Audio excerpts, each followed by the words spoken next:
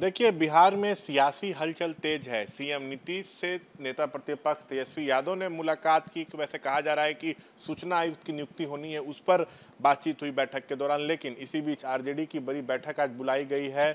तेजस्वी ने यह बैठक बुलाई थी जिसमें तमाम आरजेडी के विधायक, सांसद, विधान पार्षद और जिलाध्यक्ष मौजूद थे। हमारे साथ जदयू के राष्ट्रीय मुख्य प्रवक्ता राजीव रंजन जी हैं। कहा यह जा रहा है बैठक के बारे में कि तेजस्वी यात्रा पर निकलने वाले हैं। 10 तारीख से पूरे बिहार में ये यात्रा जाएगी, तो किन मुद्दों पर वहाँ जनता से बात करनी है, क्या होना है, उसकी रूपरेखा तय हो रही, उस पर बैठक थी। आरजेडी की तरफ से ये भी कहा जा रहा है कि जातीय गणना हम लोग राष्ट्रीय स्तर पर कराना चाहते हैं, उसकी मांग हम लोग कर रहे हैं। 65% आरक्षण को संविधान की 9वीं अनुसूची में डाला जाए, ये सब बताया जा रहा है बैठक का एजेंडा। देखिए, सबसे पहली बात तो यह है कि कोई नैतिक अधिकार नहीं है यात्रा के नाम पर लोगों को बरगलाने का। दरअसल 90 से 2005 तेजस्वी जी को ये जरूर बताना चाहिए कि लालू जी और राबड़ी जी इन 15 वर्षों के अपराजय जनादेश के बाद भी जिन मुद्दों की चर्चा वो बार बार करते हैं, पंचायती व्यवस्था तक में आरक्षण का फैसला लालू जी नहीं ले पाए। इस पूरी अगर आप पूरे घटनाक्रम को अगर आप देखेंगे और ये जो एक लंबा कालखंड है 1990 से 2005 तक सत्ता में, और उसके बाद आज तक सिवाय एक परिवार विशेष को मजबूत बनाने, उसके सशक्तिकरण के सिवाय लालू जी ने समाज के कमज़ोर और उपेक्षित तबकों के लिए कभी कोई बड़ा काम नहीं किया।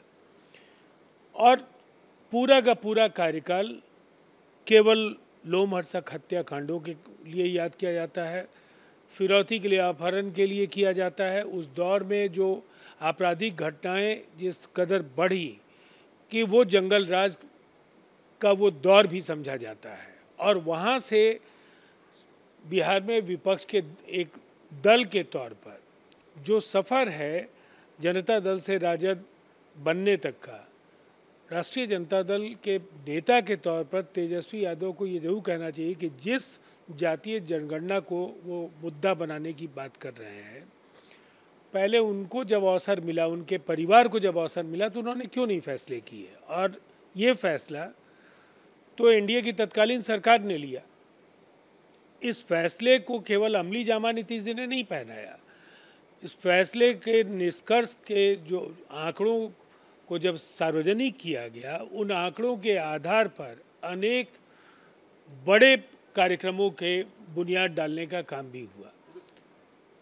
तो इसीलिए जो लगातार विदेश यात्राओं या पर्यटन स्थलों की यात्रा पर तेजस्वी जी रहते आए हैं, तो कभी कभार जनता की सुध लेने के लिए निकल आते हैं। लेकिन कल नीतीश से तेजस्वी मिले, लंबे समय के बाद मुख्य सचिवालय में मुलाकात हुई, उसके बाद से कयासबाजी हो रही है। कहा जा रहा है कि बड़ा कुछ बिहार में हो सकता है। चाचा भतीजा क्या फिर से साथ आ सकते हैं?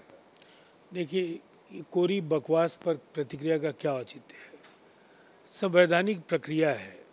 कुछ ऐसी नियुक्तियां होती हैं जिसमें नेता प्रतिपक्ष और राज्य के माननीय मुख्यमंत्री को मिलकर सहमति या उनके विचार जानने का एक अवसर होता है। पूर्व में भारतीय जनता पार्टी जब गठबंधन में थी, उस समय भी Vijay Kumar Sinha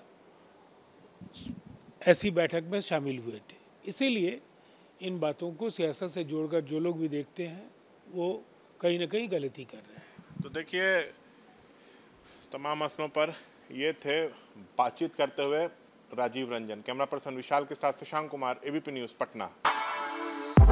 For exclusive and insightful videos, subscribe to our new channel ABP Live Premium.